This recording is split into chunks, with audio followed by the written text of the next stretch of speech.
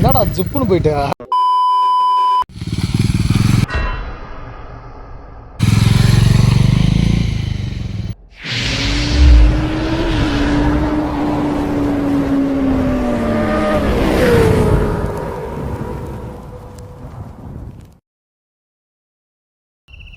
And hi hello வணக்கம், welcome to the Rockies right.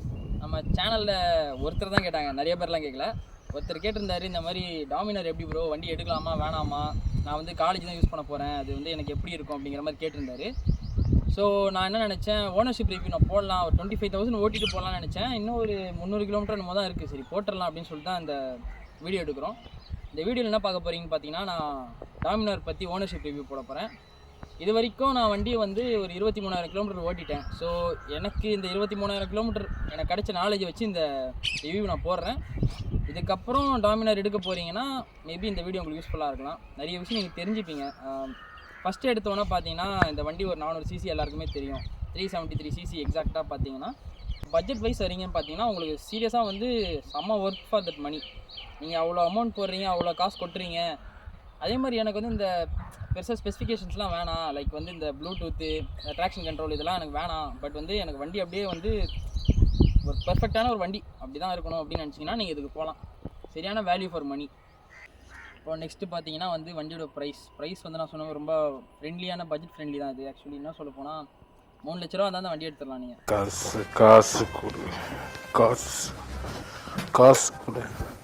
நீங்கள் tourer டைப்பான ஒரு பைக் தேடுறீங்க, எனக்கு வந்து 3 லட்ச ரூபாக்குள்ளே தான் வேணும், பத்தாவதுக்கு கொஞ்சம் ஹையர் சிசி எதிர்பார்க்குறேன். ஏன்னா 3 லட்ச ரூபாய்க்கு வந்து உங்களுக்கு 200 சிசியே இப்போ கிட்டத்தட்ட 3 லட்ச ரூபா வந்துடுது. ஸோ வந்து 400 சிசி வந்து உங்களுக்கு 3 lakhஸில் கிடைக்குதுன்னா அது ரொம்பவே ஒர்த்தாக இருக்கும் உங்களுக்கு அந்த டைமில். இப்போ வந்து முக்கியமான ஒரு ஹெட்டிங், அதாவது பார்த்தீங்கன்னா மைலேஜ். யாராக இருந்தாலும் வந்து ஒரு பெரிய கன்சர்ன். அப்போ இப்போ இருக்கிற பெட்ரோல் நிலைமை, பெட்ரோலோட ப்ரைஸுக்கு பார்த்தீங்கன்னா எல்லாரோட ஒரு முக்கியமான கன்சர்ன் பார்த்தீங்கன்னா மைலேஜ் தான். அப்படி பார்க்கும்போது இந்த வண்டியில் நீங்கள் மைலேஜை மறந்துடணும். மைலேஜ்னா என்ன, அது ஒரு கெட்ட வார்த்தை நினச்சிக்கோங்க தயவு செஞ்சு. ஜோக் இல்லையா? ஏன்னா இந்த வண்டி எடுத்த புதுசில் எனக்கு வந்து 28லேருந்து 30 வரைக்கும் தாராளமாக கொடுத்துச்சு மைலேஜ். 32லாம் கொடுத்துருந்துச்சு எனக்கு கால்குலேட் பண்ண வரைக்கும். திடீர்னு சடன் ட்ராப்பு. ஏன்னா அதுக்கேற்ற மாதிரி நானும் வண்டி அடிச்சு ஓட்டினேன். பத்தாவது நம்ம ஊர் பெட்ரோல் கொஞ்சம் மோசமாக இருக்குது. அந்த E20 ஒன்று கொண்டு வந்துட்டானுங்க. அதை வேற ஞாபகப்படுத்திட்டீங்க. நெஞ்சமெல்லாம் பொண்ணு அறக்கு தம்பி, மறக்க முடியல. சொல்லுங்க, அதில் ஒரு பெரிய பிரச்சனையே இருக்குது. அதை நான் ஏதோ இதுக்கு அப்புறம் பின்னாடி சொல்கிறேன். என்ன மேட்டர்னா, மைலேஜுங்கிறது வந்து மேக்ஸிமம் 25 to 30 அவ்வளோதான். டீசெண்டாக சொல்லிடுறேன், 25 to 30 தான். அதுக்கு மேலே நீங்கள் சைடு பைசா கூட எதிர்பார்க்க முடியாது. உங்களை பொறுத்த வரைக்கும் டாமினர் எடுக்க போகிறீங்க, டாமினார்னு இல்லை, இந்த செக்மெண்ட்டில் எந்த வண்டியாக இருந்தாலும் மைலேஜுங்கிறது ரொம்ப மோசமாக தான் இருக்குது. குறிப்பாக டாமினார் கம்பேர் பண்ணும்போது மைலேஜ் ஒரு கெட்ட வார்த்தை. என்ன மனுஷன். வண்டி யாருக்கு சூட் ஆகுங்கிறத சொல்கிறேன். நான் வந்து 80% வந்து லாங் ரைட் தான் போவேன், ஹைவேல தான் ஓட்டுவேன் அப்படின்னா நீங்கள் தாராளமாக டாமினர் எடுக்கலாம். இல்லை நான் வந்து 80% வந்து லோக்கலில் தான் சுற்றுவேன், 20% தான் வந்து நான் ஹைவேல போகிறேன்னா அதுக்கு ஆல்டர் ஆப்ஷன்ஸ் இருக்குது அப்படின்னு சொல்ல மாட்டேன். யாருனாலும் டாமினர் எடுக்கலாம். டாமினர் வந்து நான் லாங் ரைடு போவேன், அவங்க மட்டும் தான் எடுக்கணும், நான் வந்து சிட்டிக்குள்ளே ஓட்டினா எனக்கு டாமினர் வேணாம் அப்படின்லாம் கிடையாது. வண்டி வந்து இப்போ நீங்கள் எடுக்கிறீங்க, ஒரு 1 month வந்து கஷ்டப்படுவீங்க சிட்டிக்குள்ளே அதிகமாக ஓட்டுறீங்கன்னா. அந்த 1 month கழித்து வண்டி உங்களுக்கு அழகாக பழகிடும், உக்காந்துரும். ஸோ வந்து ரொம்ப ஈஸியாக இருக்கும் ஓட்டுறதுக்கு. லைக் வந்து நமக்கு வந்து அப்படியே பழகிடும் வண்டி, எவ்வளோ ஈஸியாக ஹேண்டில் பண்ண முடியும். நமக்கு வந்து ரொம்ப எஃபெக்ட் எடுத்து இந்த டிராஃபிக்கில் ஓட்டணுங்கிற மாதிரிலாம் இருக்காது. ஒரு 2 to 3 months போக நமக்கு அப்படியே இது ஒரு எக்ஸ்பீரியன்ஸ் கொடுத்து நமக்கு அப்படியே வந்து ஒரு ப்ராக்டிஸ் மாதிரி ஆகிடும்னு வச்சுக்கோங்களேன் அந்த டிராஃபிக்கில். ஸோ வந்து இவங்க தான் வந்து இந்த பைக் எடுக்கணும், இவங்க தான் இந்த பைக் எடுக்கணும் அப்படின்லாம் எதுவுமே கிடையாது. பைக் பிடிச்சிருக்கா ஓட்டி பாருங்கள். ஓட்டி பார்க்குறீங்களா, உங்களுக்கு ஒரு ஐடியா கிடைக்கும். வண்டி வெயிட் தான், வண்டி சரியான வெயிட்டு. ஆனால் ஃபஸ்ட் கியர் போட்டு நீங்கள் ஒரு லைட்டாக மூவ் பண்ணும்போது அந்த வெயிட் காணாமல் போயிடும். நீங்கள் வந்து வெயிட்டு டிராஃபிக்கில் ரொம்ப கஷ்டமாக இருக்கும் அப்படிங்கிற தாட்டே கிடையாது. வண்டி அதே மாதிரி விழுந்துச்சுன்னா கொஞ்சம் கஷ்டப்பட்டு தூக்குற மாதிரி இருக்குது. நானே ஒரு 2-3 வாட்டி கீழே போட்டேன். வண்டி வாங்கின 2 நாளே கீழே போட்டேன் நான்.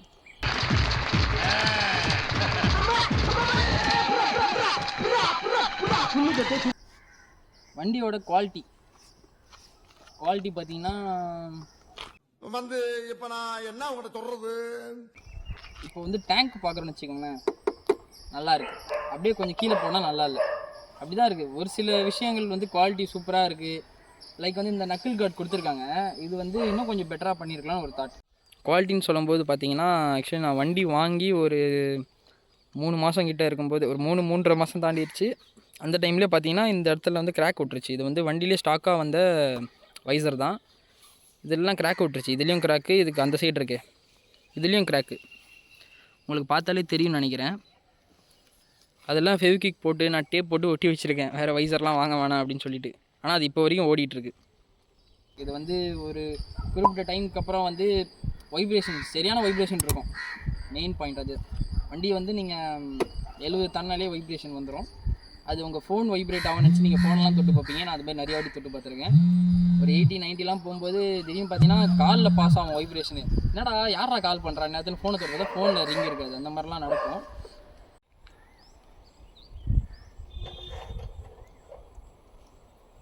யாரா நீ எங்கே தடவை வந்த, எந்த ஊர்ற உனக்கு?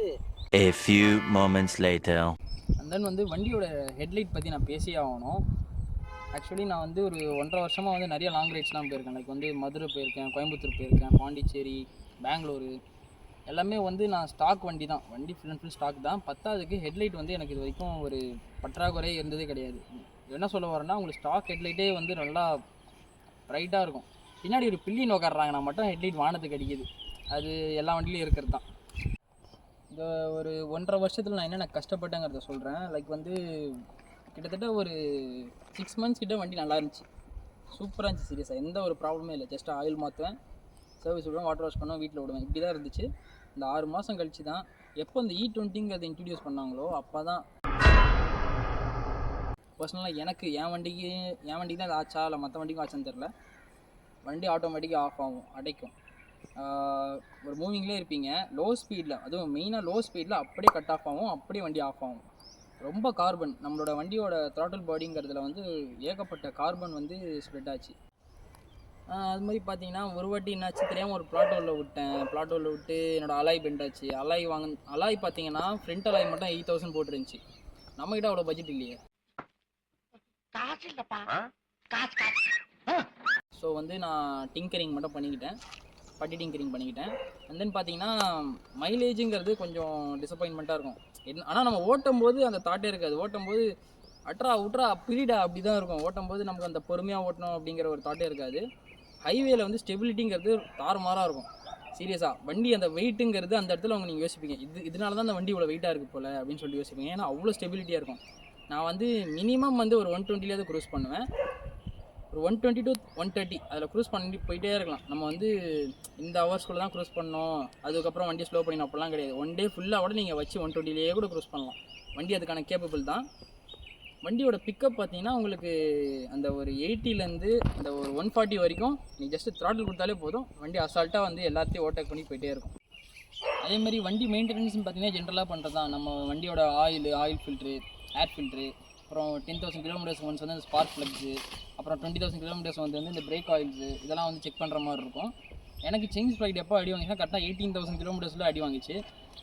17,000 16,000லாம் சில பேருக்கு அடி வாங்கிடுச்சு, சில பேர் 23,000 வரைக்கும்லாம் வச்சு ஓடிருக்காங்க. பட் எனக்கு பர்சனலாக பார்த்தீங்கன்னா 18,000 சேஞ்ச் ஃப்ளைட் அடி வாங்கிடுச்சு. டயர் பார்த்தீங்கன்னா இன்னுமே நான் ஸ்டாக் டயர் தான் யூஸ் பண்ணிகிட்டு இருக்கேன். 23,000 சில்லரை ஓடிடுச்சு. ஸ்டாக் டயர் தான் இன்னும் யூஸ் பண்ணிகிட்டு இருக்கேன். இன்னும் ஒரு 1000 கிலோமீட்டர் வேணால் ஓட்டலாம். அதுவுமே வந்து உயிர் ஊசல் அடிக்கிட்டு இருக்குது அந்த டயருக்குமே. இன்னும் ஒரு 1000 கிலோமீட்டர் மட்டும் இது ஓட்டிட்டு இதுக்கப்புறம் லாங் ரைட் போகும்போது டயர் மாற்றிக்கலாம் அப்படிங்கிற ஒரு கான்செப்ட்டில் இருக்கேன். இப்போ வந்து எண்ட் ஆஃப் த வீடியோவில் இருக்கும். நான் நிறையா விஷயம் கவர் பண்ணல. கம்பல்சரி வந்து கமெண்ட் பண்ணுங்கள், நான் கண்டிப்பாக ரிப்ளை பண்ணுறேன். குறுக்கு இந்த கௌசிக் கொண்டா அந்த நான் ஏற்கனவே சொன்ன மாதிரி தான், நான் எல்லா டாபிக்ஸுமே வந்து இதில் கவர் பண்ண நல்லா தெரியும். ஏதோ எனக்கு தோணுன வரைக்கும் ஸ்கிரிப்டெல்லாம் ரெடி பண்ணல, அப்படியே ஆன் ஃப்ளோவில் பேசுனது தான். உங்களுக்கு எந்த டவுட் இருந்தாலும் தாராளமாக கமெண்ட் பண்ணுங்கள், கண்டிப்பாக ரிப்ளை பண்ணுறேன். ஏன்னா நான் லைவில் யூஸ் பண்ணிட்டு தான் இருக்கேன். ஸோ வந்து அப்போ யூஸ் பண்ணேன் இப்போ யூஸ் பண்ண அப்படிலாம் கிடையாது, நான் லைவில் யூஸ் பண்ணிட்டு தான் இருக்கேன். எனக்கு என்ன ப்ராப்ளம் வந்தாலும் நான் கண்டிப்பாக சொல்கிறேன். அண்ட் தென் வந்து நிறையா ரைட் பிளான்லாம் வச்சுருக்கேன். சென்னையிலே சுற்றிட்டு இருக்கேன் அப்படிங்கிற மாதிரி தான் இருக்கும். பட் வந்து நான் லாங் ரைட்ஸ் போகிறது வந்து மேக்ஸிமம் நான் vlog எடுக்க மாட்டேன். எனக்கு என்ன தாட்னா, நம்ம ஃபஸ்ட் டைம் போகும்போதெல்லாம் வந்து எனக்கு எப்படின்னா அதை எக்ஸ்ப்ளோர் பண்ணுங்கிற தாட் தான் இருக்குமே தவிர vlog எடுக்கணும் ஒரு தாட் இருக்காது. ஸோ இதுக்கப்புறம் வந்து கண்டிப்பாக லாங் ரைட்ஸ் போகும்போது ஒரு vlog எடுப்பேன். இப்போ கொஞ்சம் மைக் இஷ்யூ போயிட்டுருக்கு. GoPro 11 தான் எடுத்தோம், லாஸ்ட் vlog பார்த்தீங்கன்னா தெரியும். மைக் வந்து எங்கே வச்சாலும் அந்த காற்று சவுண்ட் கேட்குது. அது யாருக்காவது எப்படி வைக்கணும்னு தெரிஞ்சால் அதை செஞ்சு கமெண்ட் பண்ணுங்கள். இந்த வீடியோ நான் அதோட முடிச்சிக்கிறேன். எதனா டவுட்ஸ்னால் கண்டிப்பாக வந்து கமெண்ட் பண்ணுங்கள், நான் கண்டிப்பாக ரிப்ளை பண்ணுறேன். உடனே ரிப்ளை வரும். தேங்க்ஸ் ஃபார் வாட்சிங். வணக்கம். தேங்க்யூ.